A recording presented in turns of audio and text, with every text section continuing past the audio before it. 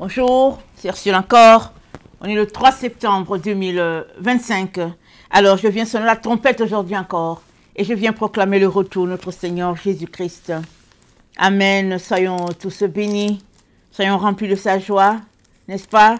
Soyons persévérants en toutes choses. Amen. Et aujourd'hui, nous allons voir le psaume 36, le verset 10. Ça dit... Car chez toi est la fontaine de la vie. À ta lumière, nous voyons la lumière. Amen. Car chez toi est la fontaine de la vie. À ta lumière, nous voyons la lumière. Je suis dans la version Taube, n'est-ce pas? Je suis dans la Bible Taube. Et je suis dans le psaume 36. Et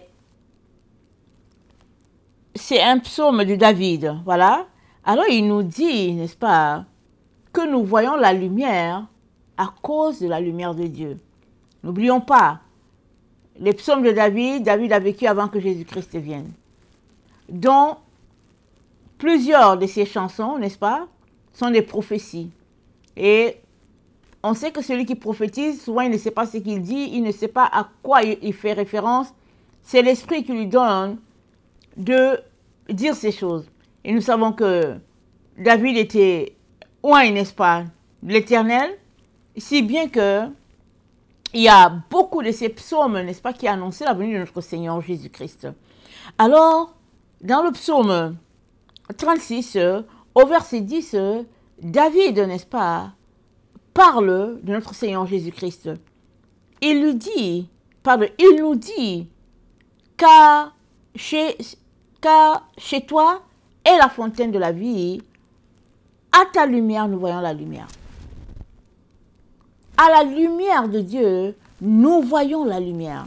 Sans la lumière de Dieu, nous ne pouvons pas voir. Mais c'est qui la lumière de Dieu? C'est Jésus-Christ, la lumière de Dieu. On le sait, n'est-ce pas? Souvent, on parle la tête. Mais dans le vrai, dans le quotidien, est-ce que c'est ça pour nous? Est-ce que Jésus-Christ est notre lumière? Dans Jean 1, alors qu'il présentait, n'est-ce pas, le Seigneur Jésus-Christ, qui est aussi son Seigneur, n'est-ce pas, Jean a présenté le Seigneur comme la lumière du monde. Il a dit, n'est-ce pas, il eut un homme envoyé de Dieu, son nom était Jean. Je suis dans Jean 1, le verset 6. Il vint pour servir de témoin, pour rendre témoignage à la lumière, afin que tous crussent par lui. Jean est venu comme le témoin de la lumière. Il est venu, n'est-ce pas, en avant de la lumière pour dire, il y a quelqu'un qui arrive en arrière de moi, c'est lui la lumière. Et au verset 9 de Jean 1, c'est dit, cette lumière était la véritable lumière qui, en venant dans le monde, éclaire tout homme. Elle était dans le monde, et le monde a été fait par elle, et le monde ne l'a point connue. Jésus était déjà dans le monde. Tous les gens qui sont venus avant, n'est-ce pas, Jésus-Christ, en eux, il y avait une représentation de Jésus. Quand on prend chaque prophète qui a marché avant Jésus, n'est-ce pas, il préfigurait Christ. Amen. Et c'est dit... Cette lumière, c'est-à-dire Jésus, était la véritable lumière qui, en venant dans le monde, éclaire tout homme. Es-tu éclairé, mon frère, ma soeur? Toi qui m'écoutes, es-tu éclairé? Souvent, n'est-ce pas, on cherche la lumière, on cherche la clarté dans les choses de ce monde, dans les études, n'est-ce pas, les gros diplômes, la grande position, l'argent, la gloire et tout ce qu'on pourrait imaginer qui va faire, n'est-ce pas, notre succès. Parce qu'en nous, n'est-ce pas, grogne, n'est-ce pas, cette envie-là de faire quelque chose en chaque être humain, n'est-ce pas? Il y a cette envie de faire quelque chose. Et quand l'envie est là, allons-y voir Dieu. Parce que très souvent, quand l'envie est là, n'est-ce pas, une fois qu'une occasion va se présenter, si on ne veut pas, n'est-ce pas, perdre du temps ou bien demeurer dans la paresse, on va prendre l'opportunité qui nous est donnée. Parce qu'on s'est dit, tiens, j'avais envie de faire quelque chose, et puis j'ai été abordé par telle personne, par telle firme, et depuis lors, je travaille là, et puis bon, je me sens accompli. Ok, tu travailles là, tu te sens accompli, ok, mais est-ce que c'est la lumière de Dieu qui t'a conduit là? Ou bien est-ce que c'est quelqu'un qui t'a spoté? La personne a vu que tu avais beaucoup de talent, beaucoup de potentiel, et la personne s'est dit, voici la personne qu'il nous faut. Une fois que tu t'en vas travailler pour cette personne ou bien cette firme, c'est fini. Tu viens de dire bye bye au parcours du Seigneur. Et le parcours du Seigneur est jonché de lumière. Et va se retrouver sur ce parcours-là, ceux-là qui veulent la lumière, la véritable. Amen, la véritable. Parce que Jean, n'est-ce pas, l'apôtre nous dit, Jean-Baptiste n'était pas la véritable lumière. La véritable lumière, c'était Jésus. Et regardez, même les gens ont demandé à Jean-Baptiste, mais est-ce que tu es le Christ? Jean a dit, non, non, non, c'est pas moi. Je ne suis pas digne de délier la courroie de ses sandales. Question nous dit, ce n'est pas moi la lumière. Et cette lumière, qui est cette lumière, c'est-à-dire la véritable, elle est venue, n'est-ce pas, nous diriger vers le Père. Alors, le psaume 36, le verset 10 dit, « Car chez toi est la fontaine de la vie, à ta lumière, nous voyons la lumière. » Mais quelle lumière voyons-nous? Amen. Quelle lumière voyons-nous? Souvent, on va voir ce qu'on veut voir. On va dire que oui, oui, je vois. Mais c'est parce que ce qu'on voit là, ça nous arrange. Alors, on voit la lumière, ça nous arrange. Mais si on voulait voir la lumière de Dieu, souvent, hein, on verrait juste un petit point.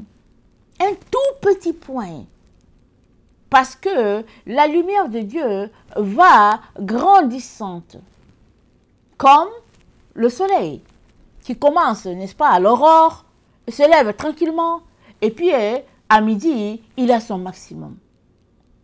Alors, il se pourrait, n'est-ce pas, que tu aies vu une lumière et que tu sois en train de marcher sur un sentier de lumière, mais se pourrait-il que ce ne soit pas vraiment le sentier de Jésus-Christ pour toi? Parce que très très souvent, la lumière, n'est-ce pas, de Dieu, n'est-ce pas, c'est Jésus-Christ, cette lumière-là. Et si Jésus-Christ n'est pas dans ta vie, tu ne peux pas avoir la lumière de Jésus. Tu ne peux pas l'avoir.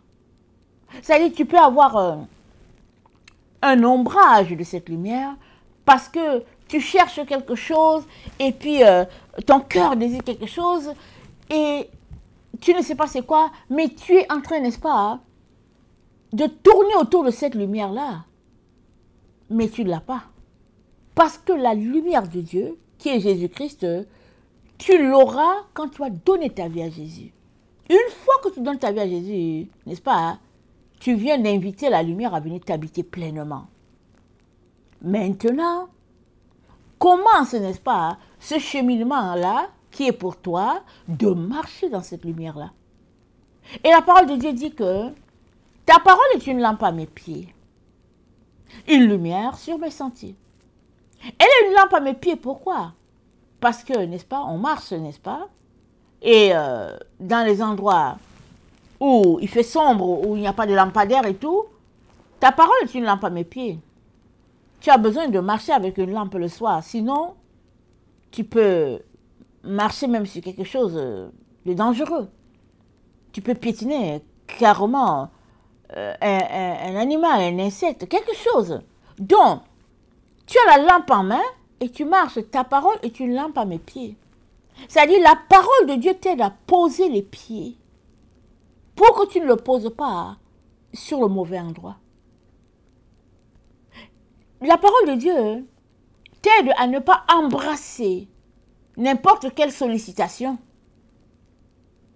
Parce que Jésus-Christ, il a un seul chemin pour toi. C'est le chemin sur lequel il te conduit. C'est lui qui te conduit. Ce n'est pas quelqu'un d'autre. Si quelqu'un vient te dire, Jésus-Christ, on m'a dit de venir te dire ceci, cela, et puis voilà, il te conduit, il veut te conduire à tel endroit, arrête-toi.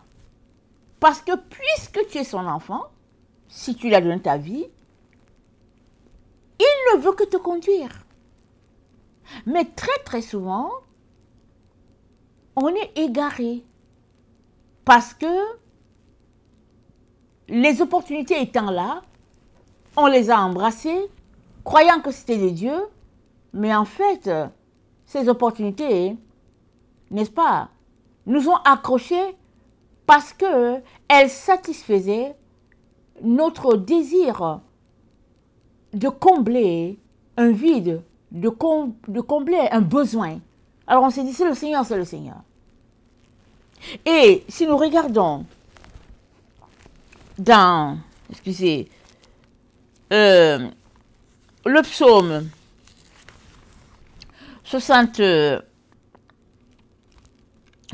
c'est dit que Dieu nous prenne en pitié et nous bénisse, qu'il fasse briller sa face parmi nous.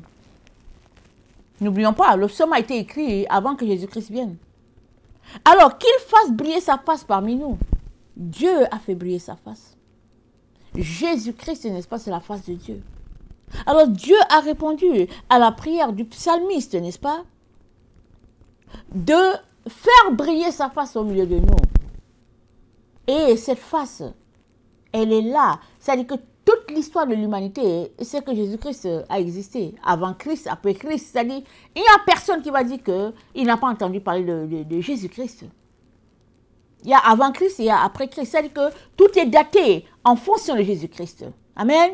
Et maintenant, c'est dit que Dieu nous prenne en pitié et nous bénisse, qu'il fasse briller sa face parmi nous. La face de Christ est-elle en train de briller? La face de Dieu, pardon, est-elle en train de briller en toi?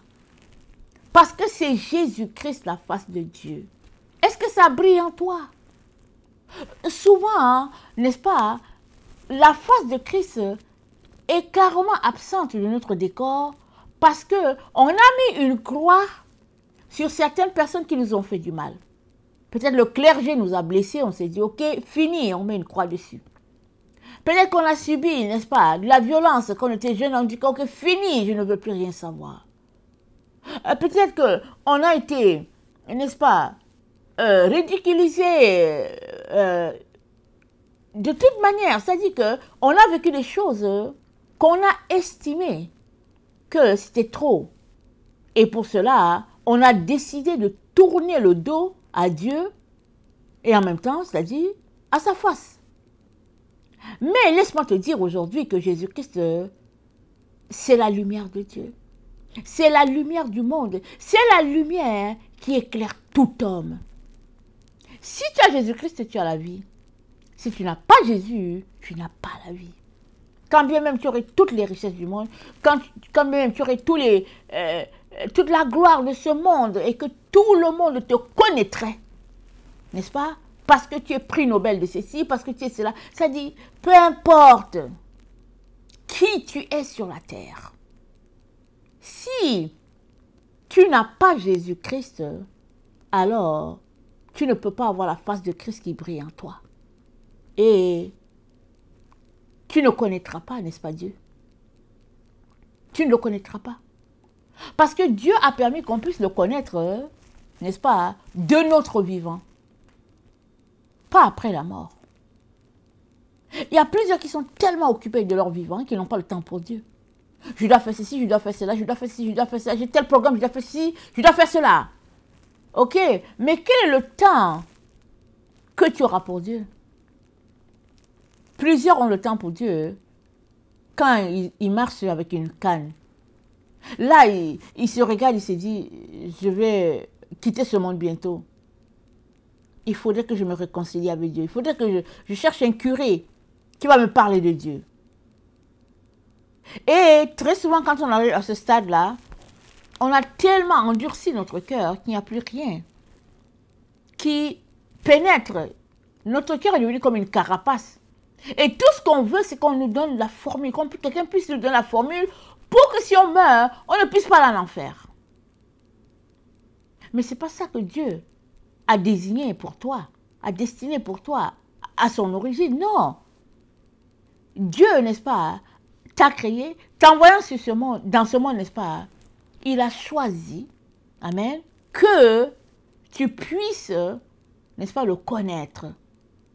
Et le connaissant, sa lumière va conduire tes pas jusqu'à ce que tu expérimentes la gloire de Dieu. Parce que Dieu a prévu que chacun puisse expérimenter sa gloire sur cette terre. Que tu sois un humain, que tu sois un animal, et même les végétations, la nature, tout le monde va goûter, n'est-ce pas, à la gloire de Dieu. La face de Christ sera connue par tout le monde, même si on ne connaît pas le langage des animaux, ils vont pareil subir, n'est-ce pas, les bienfaits de la venue de Christ sur la terre. Alors, on sait que Christ est venu, n'est-ce pas, il est retourné à Dieu, mais on sait aussi qu'il va revenir encore. Et il s'est dit que le monde va connaître une gouvernance, n'est-ce pas, à la manière de Dieu. Parce que Jésus-Christ revient, n'est-ce pas, et il va nous apprendre à marcher dans ce type de relation, de comportement, n'est-ce pas, qui apporte la paix, qui apporte le bonheur, n'est-ce pas, un type de gouvernement tel que Dieu aimerait qu'il y ait sur la terre, c'est-à-dire un prototype de ce qu'il y a au ciel. C'est ça que Dieu aimerait. Mais si tu n'as pas Jésus-Christ, alors tu risques de passer à côté. Alors je viens t'encourager aujourd'hui à donner ta vie à Jésus. C'est simple, c'est pas compliqué. Tu n'as pas besoin d'aller dans une paroisse. Tu n'as pas besoin d'aller voir un curé, un prêtre, un pasteur, un diacre. Tu n'as pas besoin. Il te suffit juste de fermer ta télévision, de te mettre dans un petit coin de ta maison et pour dire « Père, pardonne-moi. Pardonne-moi de t'avoir ignoré. Pardonne-moi de l'avoir couru après les choses de ce monde, les finances, la gloire, un certain standing social. Pardonne-moi. Et aide-moi à connecter avec mon Dieu et mon Créateur. Aide-moi, n'est-ce pas, à te connaître, à t'aimer et à marcher dans ce que tu as pour moi. Parce qu'il y a plusieurs, n'est-ce pas, qui aujourd'hui sont sur la terre, qui vont le regretter une fois devant Dieu. Parce qu'ils vont se rendre compte que ils auraient pu laisser Dieu les diriger complètement jusqu'au bout. Et ils auraient accompli pleinement ce que Dieu avait pour eux. Mais certains ont donné leur vie à Dieu, ou bien donnent leur vie à Dieu, et font, n'est-ce pas, le minimum. Parce que, en tout cas, ils ont leur projet à eux. Mais ce que Dieu aimerait que tu lui donnes tout, dans toute ta totalité. Que tu laisses tomber tes ambitions. Toutes ces choses-là, pour lesquelles tu as rêvé, Dieu aimerait que tu laisses ça tranquille. Pourquoi? Parce que tu as toute l'éternité pour compléter tes ambitions. Tu as toute l'éternité. Et pourtant, ce monde, tu ne l'as pas en totalité. Je suppose que tu es quelqu'un qui va vivre 120 ans. Donc voilà, tu as juste 120 ans. Qu'est-ce que 120 ans dans l'éternité? Prenons, n'est-ce pas, notre fraction. Mettons 120 ans et puis en dessous, écrivons éternité. Qu'est-ce que ça va nous donner? Des points, virgules, de points, de quoi, de zéro, de zéro, de zéro, on ne sait pas quoi. C'est même pas une goutte d'eau dans un océan. 120 ans sur la terre. Or, pour plusieurs, ils vivent moins que ça. Alors le Seigneur, n'est-ce pas, aujourd'hui encore, vient nous lancer, n'est-ce pas, ce cri de cœur d'un père qui appelle ses enfants, n'est-ce pas, à se tourner vers ce qui est le plus important, et c'est Jésus-Christ. C'est lui la lumière. Les gens l'ont exclu, n'est-ce pas, des écoles, des universités, et puis partout, on l'a exclu, et puis on essaie d'enseigner le mensonge aux enfants, le contraire de ce que Dieu a établi. C'est-à-dire, l'être humain est allé carrément à l'extrême, voulant imposer à l'humanité un autre regard. Mais Dieu nous a créés selon sa science et son intelligence, avec sagesse.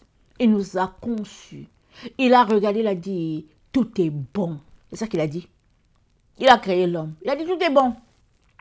Il a créé la femme. Il a dit, tout est bon. Après avoir créé tout ce qu'il avait créé, n'est-ce pas, il a mis en place les arbres et puis les animaux et tout ça. Il a créé l'homme. Il a vu que tout était bon. Et à nous, n'est-ce pas, de marcher dans la paix de Dieu, en relation avec notre Dieu. Mais il est arrivé que l'être humain a préféré, n'est-ce pas, la voie double. Cette voie que tu empruntes, n'est-ce pas, quand le mal fait ton bien, allez, tu fais le mal. Si demain c'est le bien qui fait ton bien, alors tu es sur la voie du bien. Et tu bâtis ta vie, clopin, clopin, un peu de bien, un peu de mal, un peu de bien, un peu de mal, parce que ton but, n'est-ce pas, c'est de te hisser au top, n'est-ce pas, de la société. Et tu bâtis comme ça. La plupart, n'est-ce pas, d'entre nous, c'est comme ça qu'on conçoit la vie. On se dit, ok, cette situation va m'arranger, ok, s'il faut donner un pot de vin, ok, on s'en va donner le pot de vin, on se dit, ok, voilà, on passe la main sous la table, on dit, ok, voilà le pot de vin, et puis on essaie d'avancer parce que on a une carrière, on a des ambitions, on a des objectifs. Mais tout ça, devant Dieu, ce n'est que vanité, ce n'est que distraction, ce n'est que perte de temps. Un jour, tu te retrouveras devant ton Créateur. Alors, suppose que tu es sauvé. Tu te retrouveras devant lui et il te présentera le chemin qu'il avait pour toi. Et voici le chemin que tu as emprunté et puis voilà ce que tu as accompli avec ton chemin. Peut-être tu auras accompli un 10 cm dans le calendrier de Dieu. Dieu merci, si tu réussis à être avec lui, Dieu merci, tu auras l'éternité pour, n'est-ce pas, commencer à savoir qu'est-ce que tu devais faire. Voilà pourquoi certains vont regretter, parce que ils auraient pu, n'est-ce pas, de leur vivant, achever ce que Dieu avait pour eux sur la terre, et puis entamer l'autre étape de leur vie. Parce que la vie ne s'arrête pas ici sur la terre. Il y a l'autre étape. Alors l'étape que tu as sur la terre, l'étape que tu as à parcourir sur la terre, es-tu en train de la parcourir? Amen. Es-tu en train de parcourir cette étape-là? Il est donc important, n'est-ce pas, chers frères, chères sœurs, que nous puissions nous arrêter, que nous puissions regarder en nous-mêmes. Est-ce que nous sommes en train de faire ce que Dieu attend de nous? Que nous soyons leaders du plus grand pays de la terre, que nous soyons leaders du pays, n'est-ce pas, le plus, n'est-ce pas, prospère ou dynamique, que nous soyons professeurs, maîtresses, ménagères, tout ça, ça n'a pas d'importance devant Dieu. Ce qui est important, c'est: es-tu réconcilié avec Dieu? As-tu la lumière de Dieu? La face de Dieu brille-t-elle sur toi? Et la face de Dieu, c'est Jésus-Christ. Alors je viens t'intéresser, n'est-ce pas, aujourd'hui encore, à t'arrêter et à considérer toutes ces choses-là qui sont importantes pour toi. Arrête-toi et demande-toi si elles sont vraiment importantes. Parce que souvent, hein, on connaît l'importance, n'est-ce pas, de la vie quand on est à la fin de notre parcours. Pour X raisons. Je pense qu'on a fini notre parcours et que ce n'est pas une question de maladie. Mais on a juste fini notre parcours et que, bon, les âges, n'est-ce pas, qui nous sont attribués sont finis. C'est là qu'on va s'arrêter pour dire, mais au fait, mais pourquoi est-ce que je fais tout ça? Parce que c'est quelqu'un d'autre qui va bénéficier de tout ce pourquoi tu as couru. C'est quelqu'un d'autre. Ça peut être tes enfants, ça peut être ta femme, ça peut être quelqu'un d'autre. Le fait, ce n'est pas le fait que c'est eux qui bénéficient. Le fait est que tu as couru toute ta vie sans t'arrêter. C'est ça l'histoire. Sans t'arrêter, sans bâtir ta communion, ta relation avec ton Créateur. C'est ça le point. Voilà pourquoi aujourd'hui encore, Dieu vient te demander, n'est-ce pas, de te laisser visiter par la lumière de Dieu. Et cette lumière de Dieu, c'est Jésus-Christ. Tout ce qu'il veut, n'est-ce pas, c'est faire partie de ta vie. C'est pouvoir te conduire, pouvoir te diriger. Sortons de notre tête le père, n'est-ce pas, qui avec son bâton là, il va punir l'enfant parce que l'enfant a fait ceci, l'enfant a fait cela. Ça, c'est pas ça, c'est une fausse image de Dieu. Dieu n'est pas là avec son bâton toujours pour nous taper quand ça va pas bien. Et que quand ça va bien, il ne nous donne même pas les bisous. Mais non. Ça, c'est une image qu'on s'est faite de Dieu. Dieu, il n'est pas dans le mal. Il ne veut que, n'est-ce pas, nous aider à réaliser, en fait, ce qui se passe sur la terre.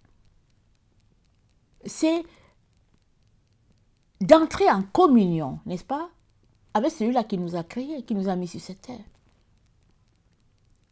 Et, comme je l'ai dit, tu peux le faire tranquille. Tu n'as pas besoin de quelqu'un. Tu peux juste parler, n'est-ce pas? Simple. Pour dire, je te demande pardon, Père. Je suis passé à côté. J'aimerais reprendre comme au début. Il va t'aider. Je t'invite à aller lire Jean 3, le verset 1, n'est-ce pas? Au verset 10, c'est l'histoire de Nicodème. Il était un leader religieux. Il était parmi les grands, c'est-à-dire que les gens dans le collège, n'est-ce pas? Les gens qui devaient juger Jésus, Nicodème était parmi. Pendant que les autres leaders disaient que Jésus-Christ chasse par Belzébul, Nicodème, il n'est pas entré dans leurs histoires. Il est passé par derrière pour aller s'enquérir de la situation. Et il a réglé sa situation avec Dieu. Il n'avait besoin de rien.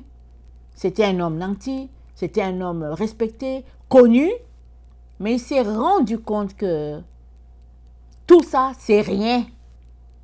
S'il n'avait pas le cœur net sur ce jeune homme-là qui était là, parce que Jésus-Christ était très jeune par rapport à eux tous, il a laissé, n'est-ce pas, son manteau de sacrificateur pour aller se renseigner et, n'est-ce pas, il a pu entrer dans sa destinée. Avant de quitter la terre, il a pu entrer dans sa destinée.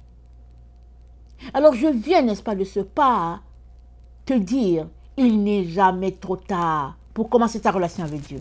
Que tu sois le PDG d'une société, que tu sois, je ne sais pas, directeur d'une école, peu importe qui tu es, directrice, peu importe. Il n'est jamais trop tard pour commencer ta relation avec Dieu. Aller lui parler, n'est-ce pas? C'est sûr qu'au début, ça va te sembler bizarre, tu auras l'impression que tu parles tout seul. C'est pas grave. Et puis, si tu n'as pas appris à parler avec Dieu, tes enfants vont te demander si tu parles seul, et puis bon, ton conjoint, ta conjointe et tout, c'est pas grave.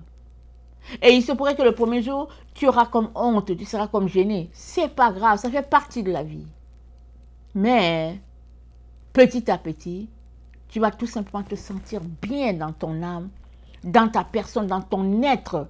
Parce qu'enfin, tu peux communiquer avec ton Créateur, tu peux communier avec lui, et ce n'est pas une affaire de religion, c'est une affaire de relation. Amen. Que le Seigneur bénisse sa parole, et puis que sa joie soit notre force en ce jour. Amen et alléluia. Soyons tous bénis. Amen.